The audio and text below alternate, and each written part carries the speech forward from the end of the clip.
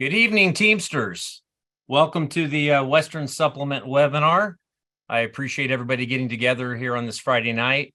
Know folks have a family to get to, and we'll try to impart this tentative agreement for the Western Supplement in a timely manner and get you going to your families. My name is Mark Davison. I'm president of Teamsters Local 162 in Portland. I also serve as a Western Region Vice President under Sean O'Brien and Fred Zuckerman, and I also serve as the Western Region Director for the Package Division and chaired the negotiations for the Western Supplement. Tonight, we will discuss the tentative agreement with UPS specific to the Western Region of Teamsters Supplemental Agreement. It covers 11 Western states and 34 local unions. When we bargained this contract, all 34 local unions were at the bargaining table. We had more than 70 officers and business agents in those negotiations. We had 16 rank and file Teamster members from job classifications across the West who served on the committee. When the tentative agreement for the Western Supplement was achieved in late April, prior to the national negotiations starting, which, as everybody knows, we started the supplements first, the Western Supplement was unanimously endorsed by all 34 local unions, the business agents, the committee, the rank and file in those negotiations as a good agreement worthy of your vote and your support and your consideration. So let's get to work, and I will now summarize the tentative agreement.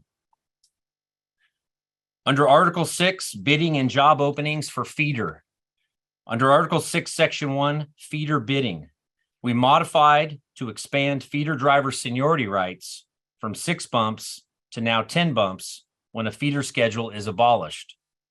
Start time or the paid day is changed per the defined parameters in the provision.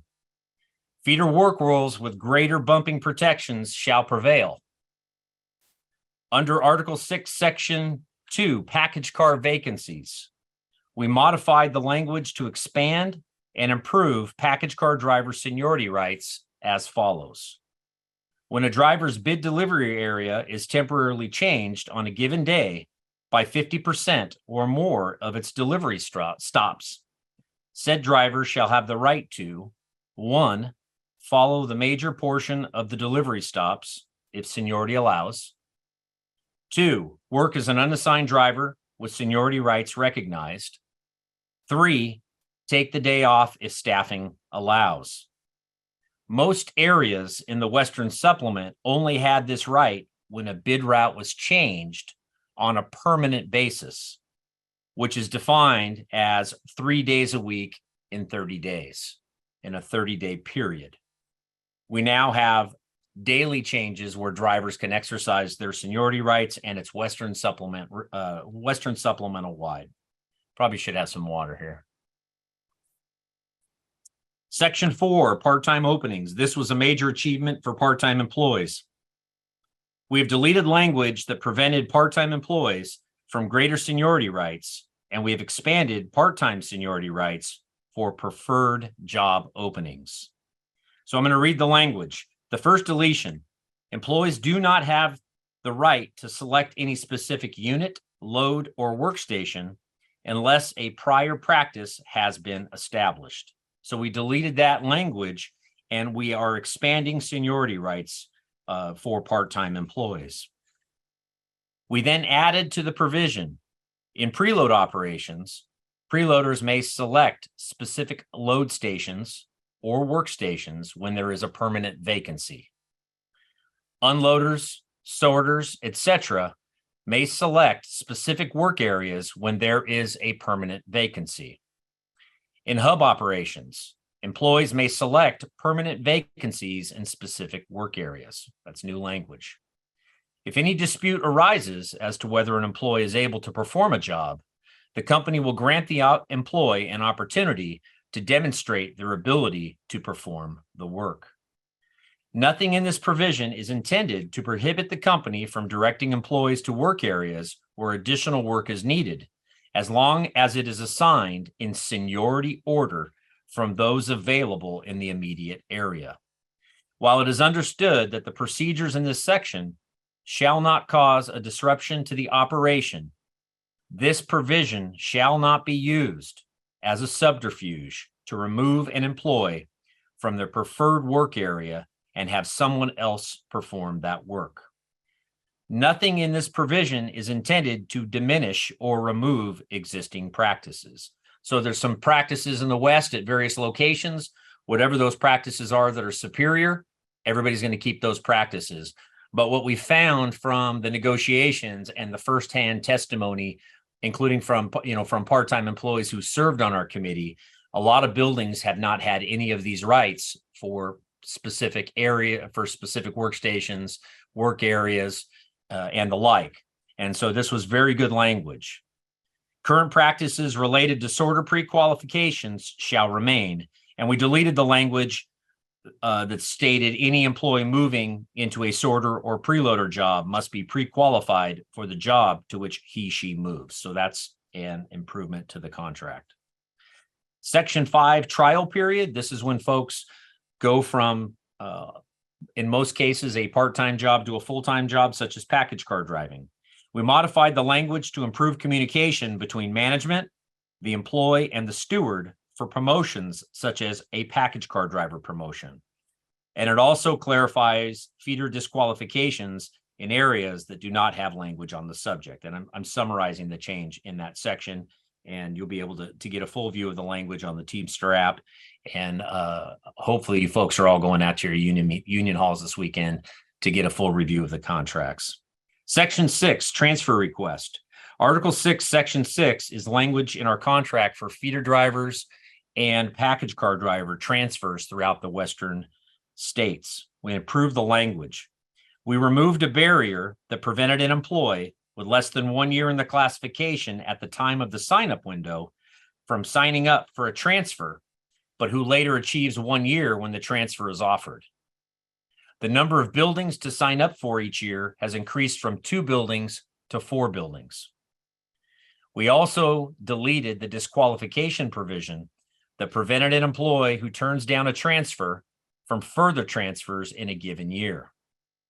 If you are offered a transfer to a specific building and you turn it down, you are still eligible for a transfer to the other buildings. We also clarified the cashing out of entitlements and preservation of bank sick days. Payroll has been a big issue throughout the United States, including in the West, and we expanded our Article 13 pay period language, and I will actually read this in its entirety. In addition to the employer's obligations under this article and Article 17 of the National Master, the employer shall designate a management representative at each facility and on each shift and or operation, and in each package center and feeder department, with the responsibility of resolving employee payroll shortages in a timely manner pursuant to this article. The name, location, and contact information of said representative shall be posted prominently in every work area, every time clock, and every electronic device station where employees report for work. The employer will maintain a standing list of all representatives and provide upon request each local union with a copy of same, including the name, location, and direct contact information. Notwithstanding this provision, the employee will continue the practice of notifying any management representative of any payroll shortage, and the penalties under Article 17 of the National Master shall apply. And for those folks who've heard about the tentative agreement of the National, or you may not have, the penalty in the National Master has been increased for payroll shortages. There's also some additional language that's going to expand the information that's provided to employees and available to employees down the road when the new payroll system at UPS comes out in 2026. We added that last sentence into the payroll period language because we were concerned that the company would say penalty pay isn't going to apply because you didn't go to the person that was posted at a time clock. And the union has us posted at the time clock and at the every work area. You didn't go there, you don't get penalty pay. We made sure that that's protected, that you can still go talk to any manager. The manager says they're going to fix your payroll problem. They don't do it. You can pursue your penalty pay. Article 20, Workday Workweek, Section 2, package car drivers. The changes in Article 20, Section 2 reflect the national tentative agreement that 22-4 employees are being reclassified as package car drivers. Shows a Monday through Friday work week and a Tuesday through Saturday work week for package car drivers in the Western Supplement. The references to 22-4 employees have been deleted. And it also clarifies that no employee with a package car driver seniority date prior to August 1 of 2019 can be forced onto a Tuesday through Saturday work week. And that coincides with the language that's in the National Master Tentative Agreement. Article 28, grievance procedure. This was a major issue throughout the term of the contract. And in my 29 years of being involved with UPS, grievances over the last 5 years have been at an all-time high. And while the grievances are at an all-time high, the ability to get those grievances settled in a timely manner has taken longer and longer and longer to get done. And I can understand a lot of our members get frustrated, and some of those frustrations can be directed at the union because the grievance has been filed with the union, but the company violated the contract, okay?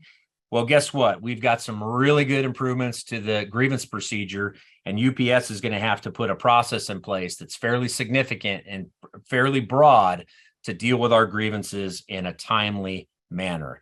And what I'm calling this is what I called it, and our committee called it in bargaining. We called it our grievance reform package. Language cases is what I'll start off with first. And language cases are interpretive cases, supervisors working, harassment, subcontracting, you name it.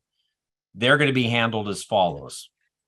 All grievances that only cite National Master Agreement provisions that cannot be settled at the UPS Labor Management Committee, which is the first level panel, would be like the Northwest panel for that area, the Southwest JOM for that area, shall be referred directly to the National Grievance Committee.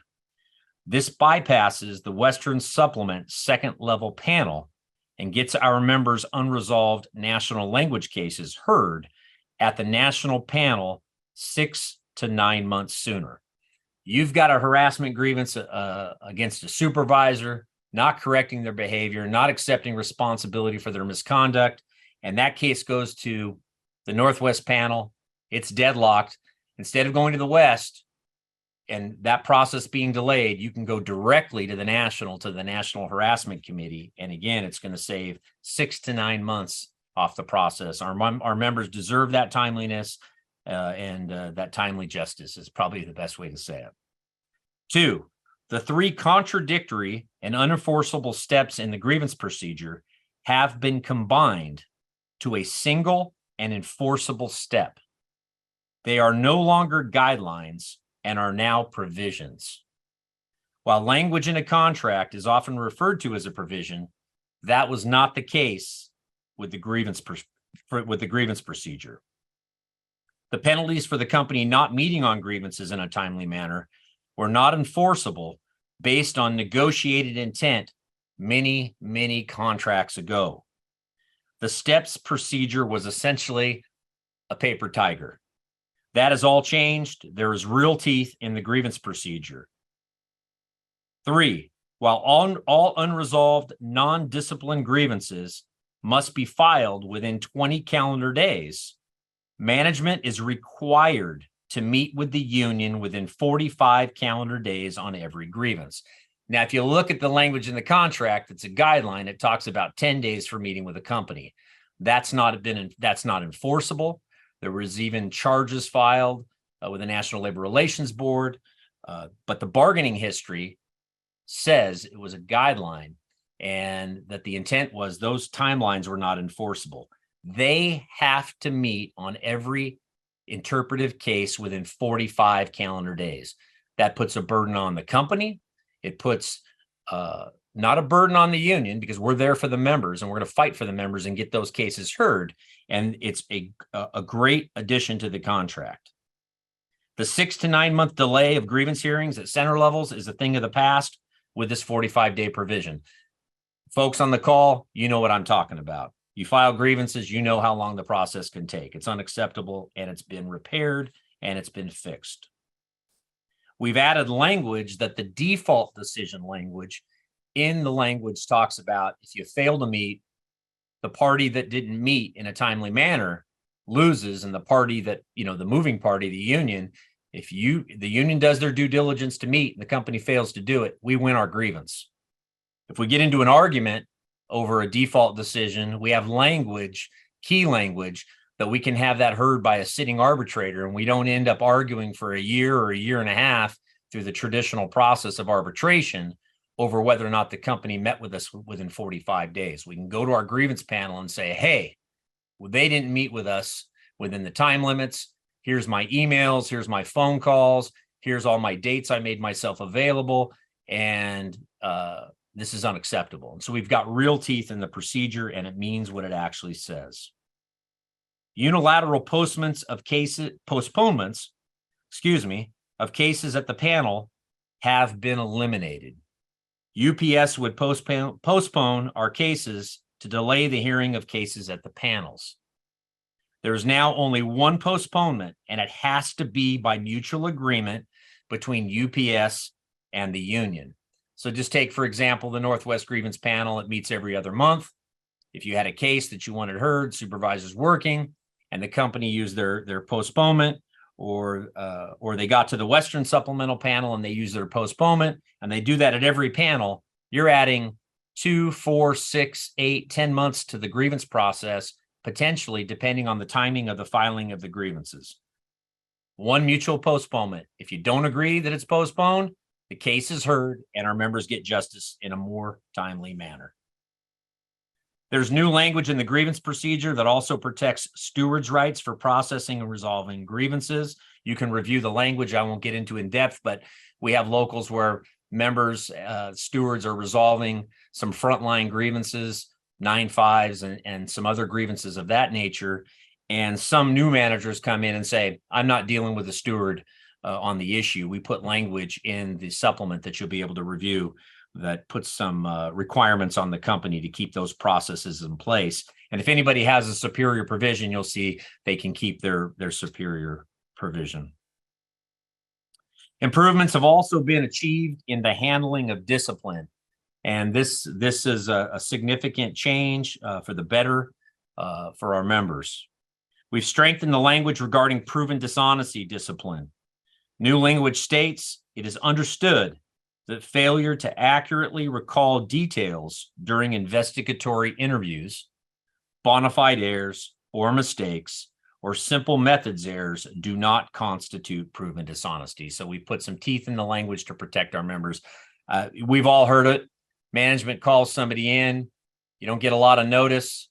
Steward takes you outside, talks to you, and says, hey, the company wants to meet with you about this, this, and this. You're caught off guard. Maybe you're a person who doesn't handle that type of situation well. Maybe you misspeak in the interview. This has been very common for these types of things. After all, we're all human beings. We make mistakes.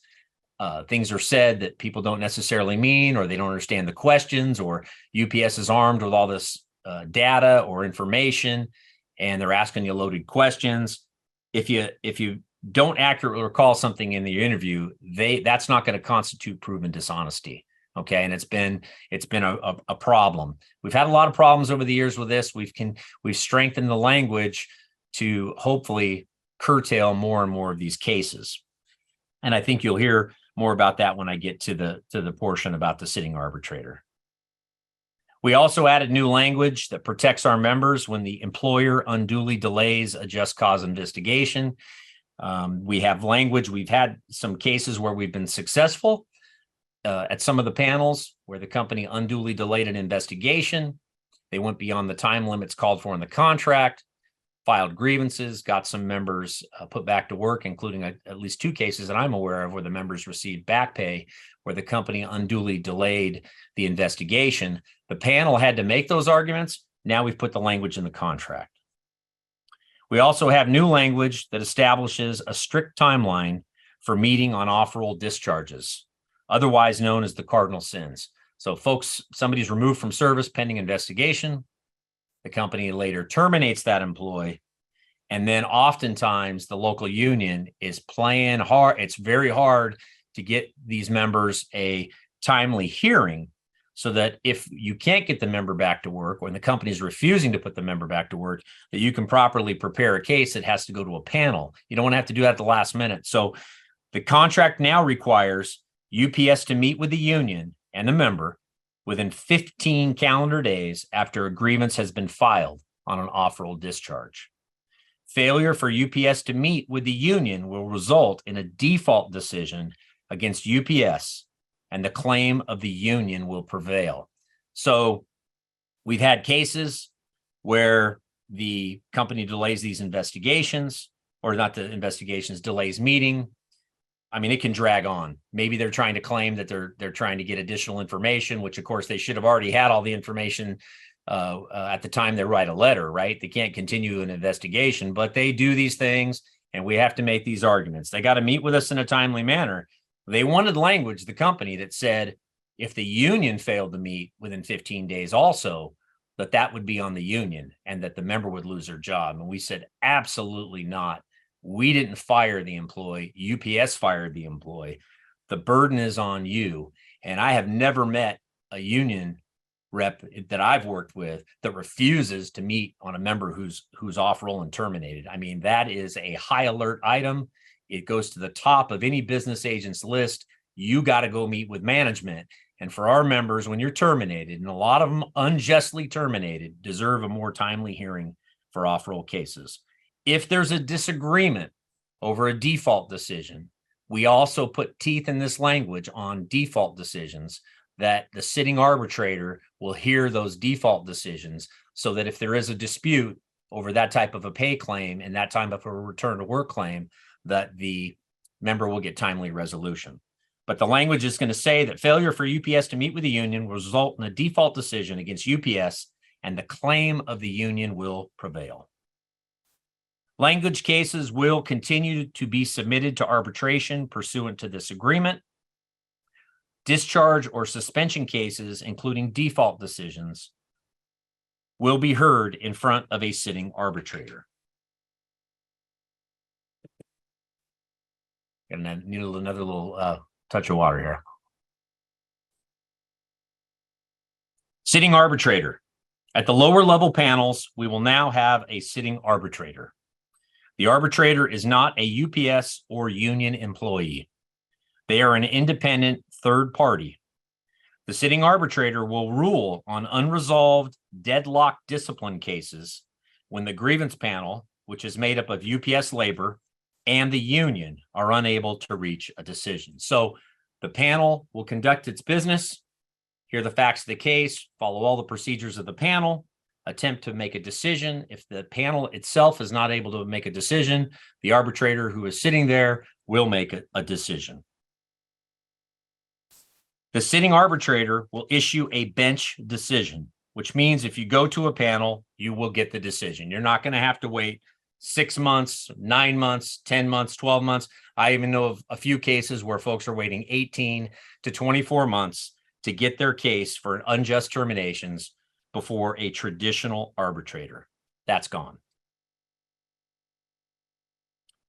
We've also heard of the cases, a lot of cases, and this is not uncommon. This has been a real problem, where the company unjustly terminates a member. And the company's dug in, and they are just, by golly, they don't want to put this member back to work.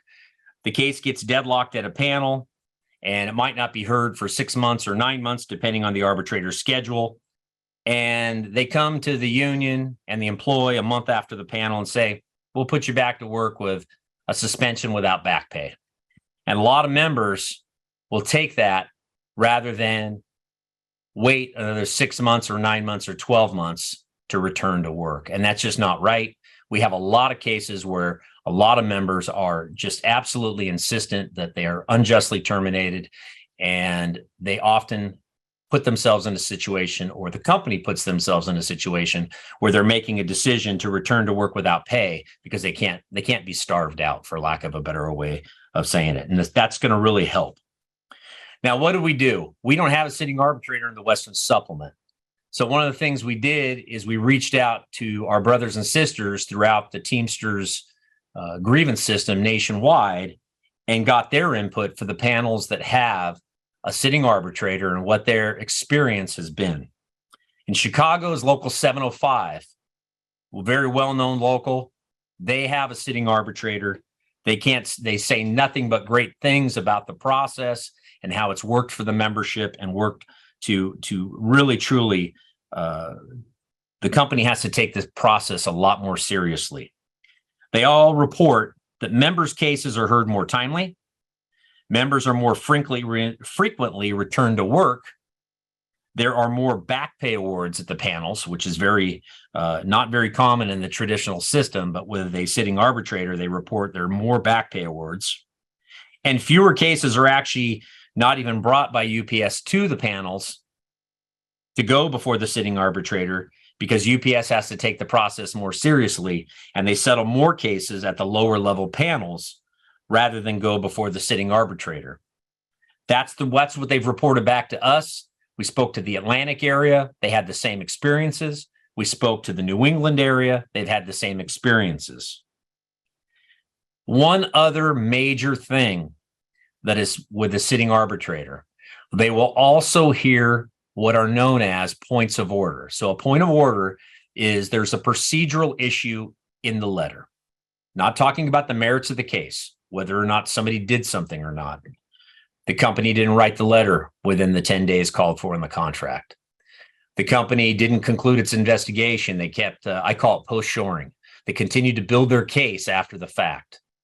Any number of things. Maybe they didn't go out and actually interview the witnesses and get proper statements before they terminated somebody. They just took somebody's word for it, and then they got a statement later on and try to use that. Any number of things that you can think about that are procedural issues that violate the grievance procedure and just cause, which of course is proper investigation, fair investigation, all the steps that come with just cause. We can raise points of order, and the arbitrator, the sitting arbitrator, will make those rulings. I cannot tell you how important this is. We are put in a situation, we review it with the member, we say, member, I agree with you, they didn't do this correctly, and I'm going to raise the point of order.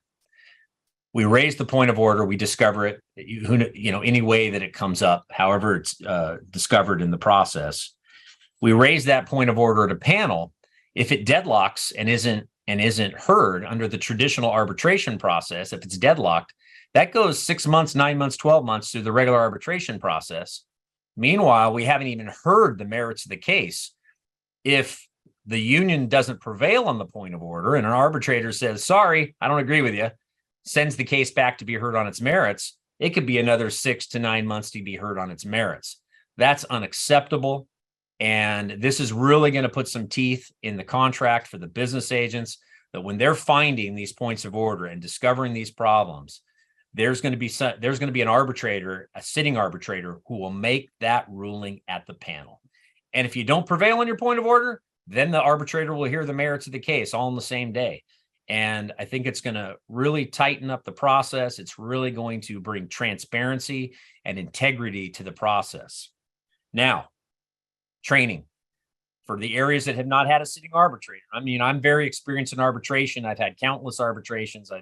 I've been doing this for 24 years as a full-time representative. But we have a lot of new business agents coming in. It's going to take a lot of training. The IBT training department is committed with the package division that we will have an ongoing training program. I think I need another cup. I think I need another sip of water. We will have an ongoing training program to provide the tools and the education, not only for the arbitration proceeding itself, but we're going to have ongoing education on information requests, all of the various things where we impart our wisdom upon the new business agents. And there has been a lot of retirements, just like at UPS. People are retiring, new folks are coming in. So we're going to make sure that our business agents have the resources to defend the members and properly represent them. The healthcare and pension, that's Article 30 of the Western Supplement. Article 30 of the Western Supplement, when you see the document, it outlines $1 per hour for each year of the agreement for health and welfare and pension pursuant to the provisions of Article 34 of the National Master. What does that mean per Article 34 of the National Master? The first 50 cents of the dollar is available to healthcare first and pension second. So if healthcare goes up 25 cents in a fund, for example, the Teamsters Western Region Healthcare Fund, Local 177 plan, covers 42,000 Teamsters in the West. That plan, the decision's already been made. 25 cents is going to healthcare effective August 1 of 2023. Then the remaining 25 cents of that 50 cents is going to the pension effective August 1, 2023. Now, each plan will do it according to how they set their rates every year. There is not a pension freeze. That is misinformation. All of the first piece is contributions will continue. Okay, the average pension contribution representative in the West, average, there's some a little higher, some a little lower, is $14 an hour for full-time and $12 for part-time. That money will continue to be paid to the Western Conference of Teamsters Pension Fund. The maintenance of benefits provision, the MOB plans. The MOB plans in the West, the old timers probably knew more about what the word MOB meant, but I'll explain it. Maintenance of benefits is what that is. And in the MOB plans, if healthcare goes up more than 50 cents, the company has to pay the additional amount. So if healthcare went up 71 cents on August 1 of 2023, UPS has to pay the 71 cents. Next, you're going to say, what about the other 50 cents in the $1? You're saying it's $1 pursuant to Article 34. The other 50 cents is money available to a pension fund if the pension fund has funding issues, whether it be a rehabilitation or funding improvement plan. Obviously, the Western Conference of Teamsters does not have that. You all get your annual statement. People are in the know. We know what's going on with the Western Conference. People are proud of our pension fund, and we know it's funded. So you say, what about the other 50 cents? Why did the change happen? Why is there a change to the formula? Look, the number one issue across the country was wages. Essentially, the additional 50 cents that's set aside in case there's an emergency for funding that we're not going to need in the West went to wages. It was the number one issue for our members, was to get as much wages as possible in this contract. People wanted to put more money in their pockets, and that wage, that extra 50 cents per year, is in the wages, and the $7.50 per hour, which is a historic record amount of hourly wage increases, general wage increases, $7.50. That's where the other 50 cents went each year from the allocation under Article 34. It's as simple as that. There is no freeze in our pension plan. I had, and the local unions have the information. They have a spreadsheets that were put out by the chairman, the union chairman of our pension fund, Chuck Mack. Chuck Mack, who's the Teamsters chairman, put out projections on what this new contract means to Western Supplement Teamsters under our current contribution rates, okay?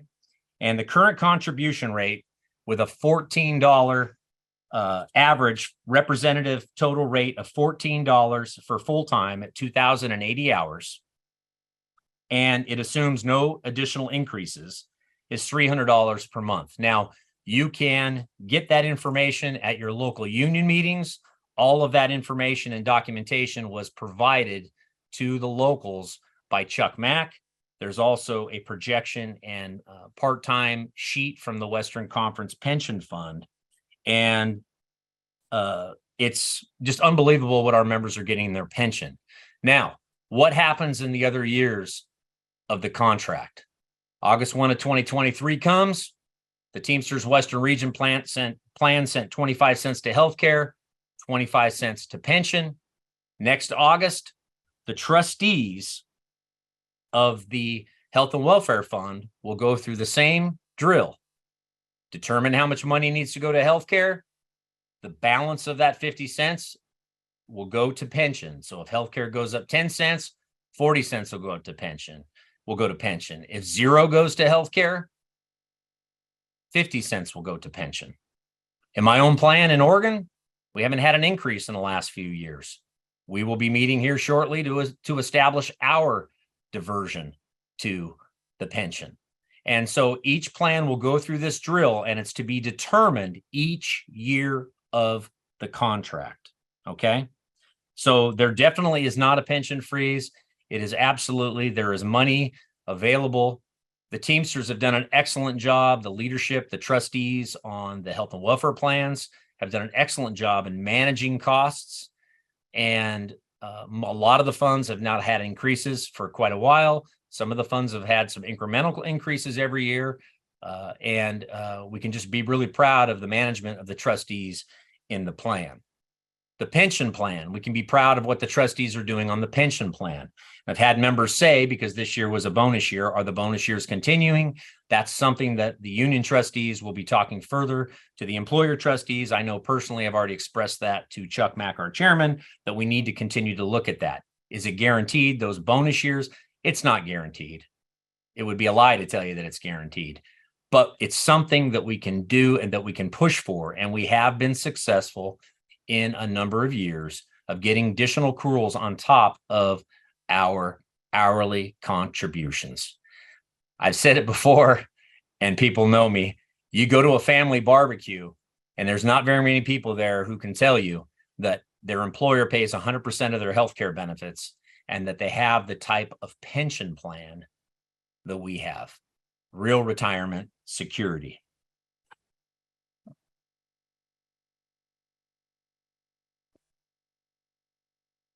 I think I'm just going to put this up, and I'm going to risk trying to see if I can use the share feature correctly here on this webinar. Please be patient with me. Okay, hopefully everybody can see this. This is the document I referred to that your local unions have been provided. Now, some of the, you may see some differences in the rates. This is the full-time, and this is where I talked about the $300.02 per month.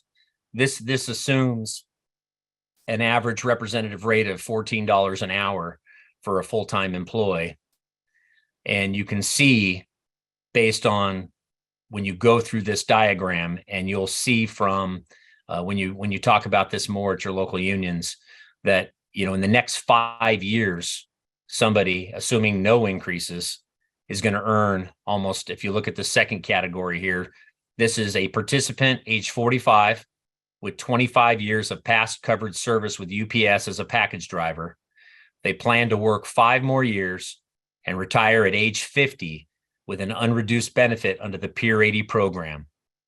Past years 25, $5,194.43. 5 more years. This doesn't assume, it assumes the benefit percentage, the accrual rate at 1.2. It doesn't assume future contributions, which, as I've outlined, there are plans already going in the direction for future contributions. $1,500.10 a month for working 5 more years. Who else can say that as a worker in this country, a blue collar worker, have that type of power? And that's to the credit of the trustees managing the benefit, the negotiators negotiating these monies over the years, and the members backing their union in all of these efforts. And that's very significant. Now, it also assumes 2,080 hours. Not all of our members work 2,080 hours, which is 40 hours a week. For just a variety of reasons, things happen.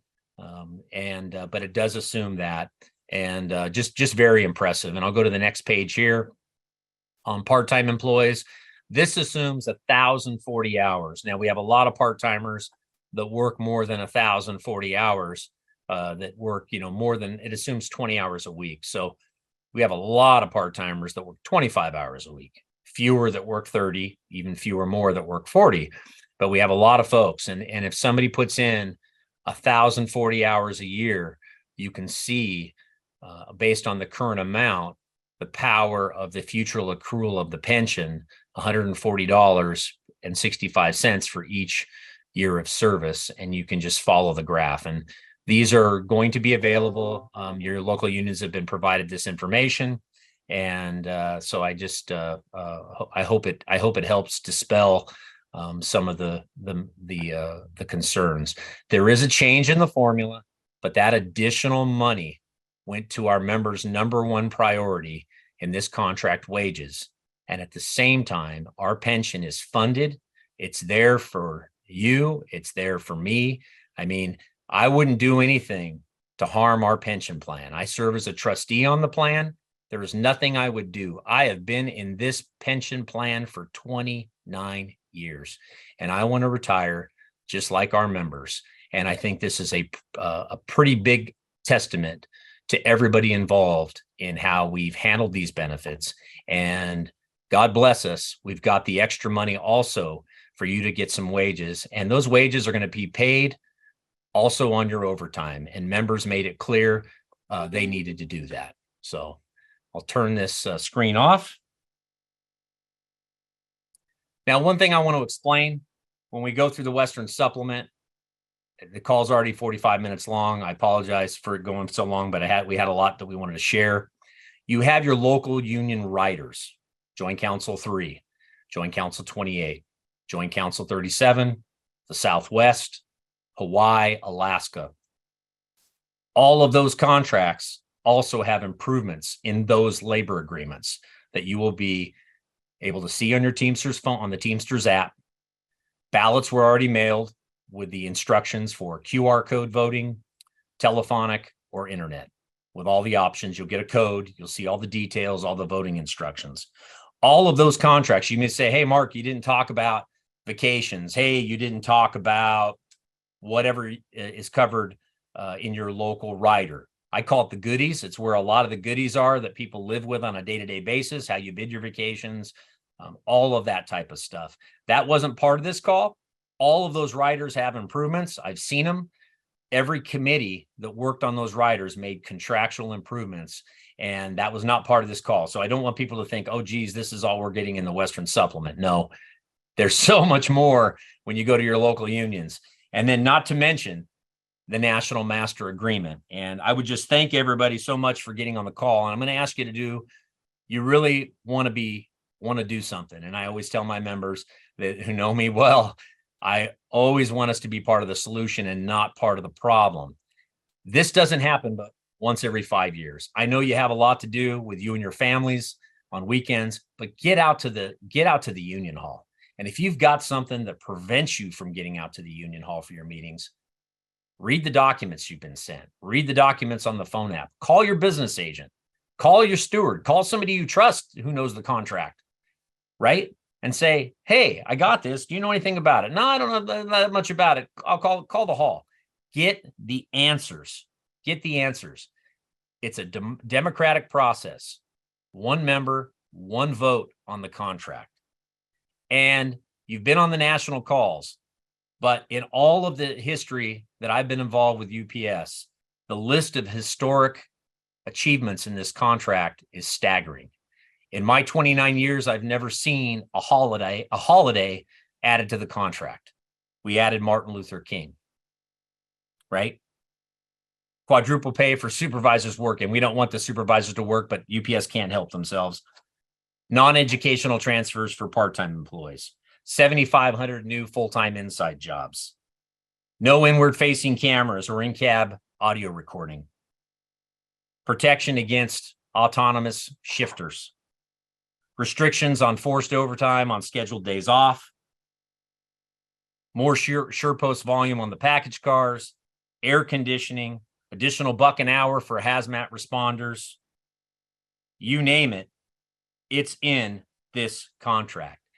And the cornerstone achievement of the general president and the general secretary treasurer is they promised the members they would end the abusive 22-4s, and mission accomplished. That is massive. That can't be lost on us, what the general president and the committee and Fred achieved in these negotiations to reverse that. It's huge. And there's so much more in the contract. Those are just a few of the highlights. I just want to thank everybody for getting on the call. And there was a famous person that used to always say this, and I don't know if I should say it or not, but have a great evening and good night.